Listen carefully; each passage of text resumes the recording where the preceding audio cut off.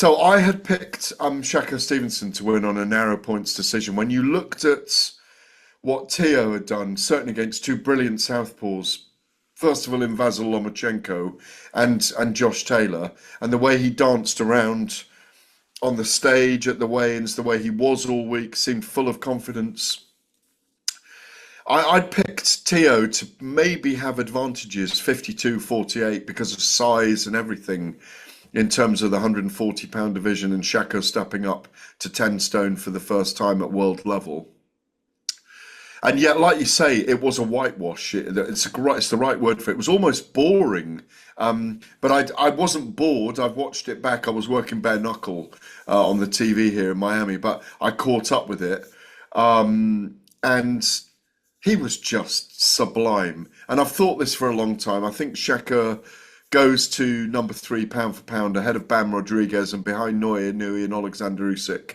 And I've got to say this, Eamon, if he steps up to 147 to the welterweight division and defeats particularly Devin Haney, I think he becomes the number 1 pound for pound boxer in the sport. A couple of questions on this fight I want to follow up with. From what you saw of, and I spoke to Teofimo Lopez Sr. in the wake of the fight, who was visibly upset, but said that Lopez, his power wasn't there. He didn't do what he asked of him. He maybe is going to look to move to 147 himself, and I think he's confirmed that on social media. But of the instructions that Senior was giving to Junior, did you feel that he was giving him the right advice to try and turn the tide of the fight? And did you feel that Lopez Jr. was doing that? Well, we always felt that Lopez would have the skills to be the spoiler in this fight, but he didn't have them. It was taken away from him by Shakur's brilliant jab that was spearing him from early on in the fight. He just didn't seem to have an answer. I think when we're outside the ring, we sometimes we can't perceive the nullification of someone's abilities. That's why the jab is the foundation of the sport. Shakur was so dominant early on. He measured the distance so brilliantly. His presence and poise in the ring. I mean, through 5 rounds, he was just so skillful. And Teo couldn't find a way. We've seen this before. When you are technically so proficient, and also Shakur's filled out physically, he looked like the stronger man in there, didn't he? Physically stronger man. So in all of those ways, Teo was nullified. They are, you have to say it now, they're on a different level. That's why I'd love to see Shakur and with Devin Haney, who is again a great master tactician and technician and strategist, as well as being physically strong now, having grown fully into a man. And Shakur is reaching his prime right now. I've always thought he'd go to number 1 pound for pound. I've always thought he'd follow in that line of Sugar Ray Leonard, Pernell Whitaker, Floyd Mayweather, Terence Crawford. I always thought that he would become that. I've thought that for 5-6 years. I've known him a long time. And he's always impressed me. There's an inner arrogance in him that comes out, and I mean a very good arrogance, with him knowing what he's capable of. I thought this was about Shakur, not about what Teo couldn't do. It was about what Shakur did to him. Teo on his day is the great disruptor, but Shakur, for me, arguably would have beaten Josh Taylor and would have beaten Vasyl Lomachenko as well.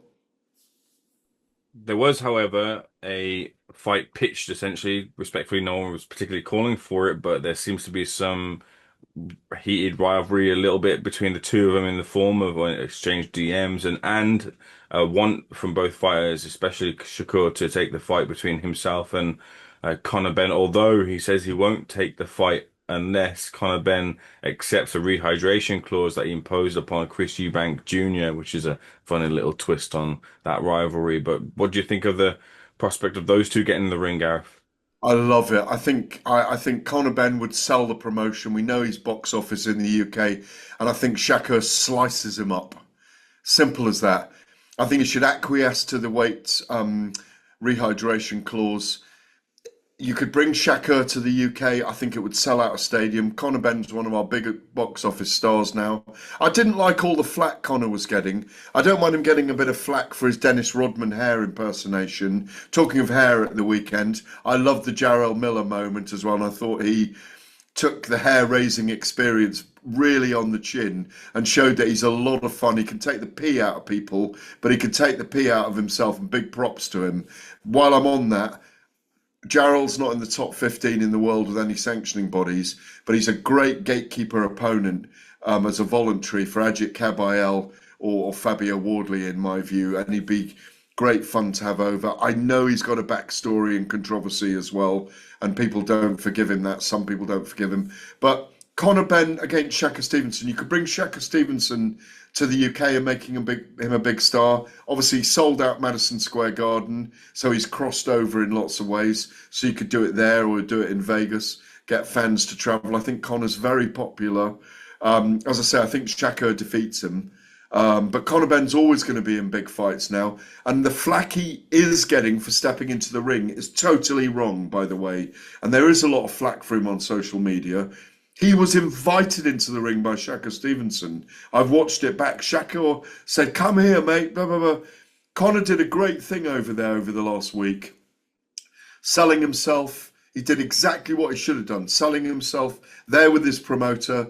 Big noise in the Ring Magazine Awards. No doubt you were there, where he was calling out Rolly Romero, and then Turki Al Sheikh had to act as security chief with them and in the plush seats when they were butting heads on fight night as well. Conor Benn made a lot of noise. He's very, very popular in the United States. Shakur may fancy that fight, but obviously Conor's going to fight the winner of Mario Barrios and Ryan Garcia first. And if he wins that against the winner of that, what's that, WBC? I think it's WBC. Yes, it is. If Conor's got a belt at 147, come on, Shakur. Come and do the fight. It all makes sense. Maybe the flack then should go to Shakur for not calling out Dalton Smith or Anton Russell or Devin Haney and instead going for the money fight in the form of Conor Benn. Yeah, I like the Devin Haney fight as a super fight in America. We always said that this fight against Tio Lopez opened the portals to big fights between big super fights between American fighters. Dalton Smith, great fight for him if he wants it. At 140, if he wants to stay at 140 for a bit. I mean, Ring Magazine rankings, they're keeping him in at 135 at the moment, at lightweight as well. I don't think he'll stay at lightweight now. I think he'll move up. I don't think he'll. He'll keep his options open, but I think he'll stay at 140. I don't think he should get any flack at all. He can call out who he wants. He's number 3 pound for pound in the sport, in my view, baby, ahead of Bam Rodriguez. Okay, moving forward, we've now had the announcement official that Derek Chisora and Deontay Wilder will be locking horns for a heavyweight fight over in the UK. Not on Sky Sports as it was reported. It will be on DAZN in conjunction with Misfits Pro and Queensbury. But Gareth, what do you think about the prospect of those two getting it on? Yeah, I like it. It's a fun fight for the heavyweight division, Eamon. They'll make a lot of noise. They staged a few things in New York, didn't they? They got the New York PD police department holding them apart in the freezing cold. They're wrapped up so much you couldn't even recognize the two men. But look, they're both at the end. I think it's the last fight for Deontay Wilder unless he knocks out Derek Chisora in dramatic fashion. But I see Derek as a favourite. They'll sell it hard while they're in the UK. They'll be out on. I know they're going to be in the studio at TalkSport. They'll be at each other's throats. As I say, I call it a fun fight because at this stage in their career, they're both kind of cult figures. I know Deontay's complaining still about the Tyson Fury fights, and there's things in the background that people will find out eventually. He's unhappy about the gloves. We've heard it all before. And it sticks in the craw in his mind that he lost those two fights to Tyson Fury. But he needs to keep his mind and his body and his thoughts on Derek Chisora because he's a dangerous man in front of him right now. And I see Derek as a strong favourite. But he went as far to call the refereeing in the first fight in this clip as white supremacy, Gareth, which is a a very, very strong statement to claim about the surroundings Jack or the Reese. circumstances of that fight. Yeah, I mean, it's a ridiculous claim in my view around refereeing of Jack Reese. I mean, it was a slightly long count if you really go back over it, but to suggest that Jack Reese is involved in any racist element is absolutely nonsense. Um, Jack Reese, a very fair referee, he's been around a long time, and it was one of those amazing moments, wasn't it, in sporting history? And I think Fury won that fight anyway. That first fight, for me, he beat Deontay Wilder 3 times. So I think he beat him up in the second fight, and Deontay knocked Tyson down. He got up every time. What was it? 5 knockdowns in the third fight, something like Yeah. that, with Deontay down in the end for the third time. An incredible fight. Look, it's the competitor in Deontay. There's no there's no conspiracy here. I don't think there is anyway. I don't think that the world's conspiring against Deontay Wilder is because he does not like losing, and it sticks in the craws. I said with him, he's just got to keep focused on Derek Chisora right now. Otherwise, it's going to be curtains for him against War in London at the O2 Arena. Have you watched the statement that Anthony Joshua has put out surrounding the tragic loss of his two friends, Sinner and Letts? A few days ago that was, wasn't it? Yeah. Yeah, it was very beautiful actually. The word I thought, he's a classy human being, Anthony Joshua, and I do wish him well, and I do hope he comes back because I think he'll feel good for it to come back. Um, that I loved the fact that he said he didn't realize how much these people meant to him, and that he hopes they're waiting for him when he departs life. That statement, yeah. Hmm. I thought they were wonderful words. As I say, he's been classy all the way through it. He was classy even after he broke the jaw of Jake Paul out here in Miami. So all props to him. I do hope he comes back this year. I think the fight with Fury will be on Netflix. All roads lead to Netflix by the look of it right now. The giant streamers are all going to be in competition. Amazon, YouTube, Netflix. We're entering a new era. There's no doubt about it. As the old era leaves us. So it wouldn't surprise me to see the Usyk fights, the Joshua fights, and the Fury fights now all on Netflix because they're capable of paying them the big bucks, which is what they've been led to expect after the last 2.5 years of the Saudi and Turkey Al Sheikh investment in boxing. There's a suggestion that the Fury and Joshua fight will have some sort of element of Zuffa boxing in there, but I can't quite fit in where that would be. Well, I think I know I've read that as well, and that's the newest thing that we're discussing here, really.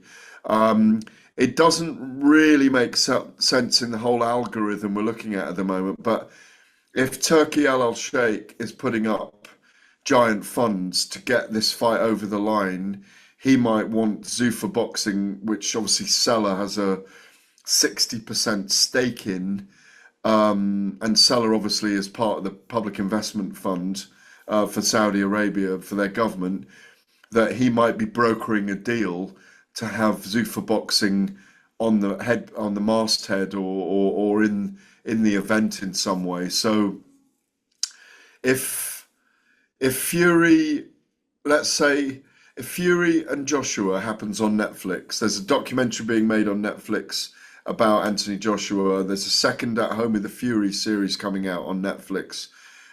If that fight does happen this year, can happen anywhere in the world, doesn't need to be at Wembley Stadium. And I have spoken to people in the background about this. Could be at the O2 Arena for God's sake. It doesn't matter. And it could be £1,000 a ticket for everyone at the O2 Arena. It's not what fans might want, but everyone will be able to watch on Netflix. It'll be a mega event on Netflix. It could be anywhere. It could be in Saudi. It could be in Vegas. It could be. I mean, ideally, it would be in a giant stadium where you get 70, 80, 90,000 people, Allegiant Stadium, Wembley, Tottenham, a big stadium in Saudi Arabia, wherever they want to stage it. But it could literally be anywhere. It could be on a super yacht, you know, with a thousand guests, all paying 10,000 each. You don't know, they could do anything with it, but it looks like it'll head to Netflix. My instinct, Eamon, is that because Turkey Al Sheikh and the Saudi Arabians will get involved in that fight, that Turkey's bringing Zuffa into the side. That's the only thing I can think of in terms of the way it'll happen. Because I know that Tyson is still promoted, or Frank Warren is still his promoter right now. Last thing, because we've got bare knuckle to talk about as well. Daniel Dubois has made the decision, or well, asterisk around Daniel Dubois making that decision to move back to Don Charles, having spent a stint of time with Tony Sims. Obviously, wasn't for him, as they both put out a statement. But what do you think about that return? What that means for Daniel Dubois going forward? He's rumored to be fighting Zhilei Zhang, maybe even Fabio Wardley as well too. A couple of rumors there. But what do you think about that move back to, which you don't really see without a fight in between, back to his former trainer? Yeah, I mean, I like the Fabio Wardley fight, by the way. That gets me salivating. I like the Zhilei Zhang fight, but I even prefer the Fabio Wardley fight. It's a brilliant contest. Sells out Portman Road, in my view. Feels like old news, that. It feels like days and days ago. Look, I'm pleased for Don Charles that he's got Daniel Dubois back. I think that Matchroom Tony Sims gym is very busy with a lot of fighters in it.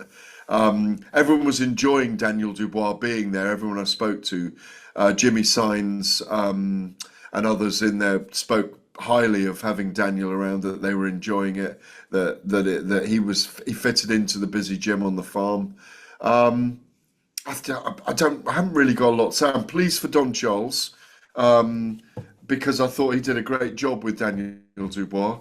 But they've obviously decided the fit didn't work. Maybe it's something to do with Tony Sims not wanting to take all the views of Stan, Daniel's dad. I imagine it's that. They haven't seen eye to eye and he's gone back. I think he's gone to the right place. Because as I say, I think Don did a great job with him. Okay, Gareth, let's see you there. Thanks for speaking to Seconds Out.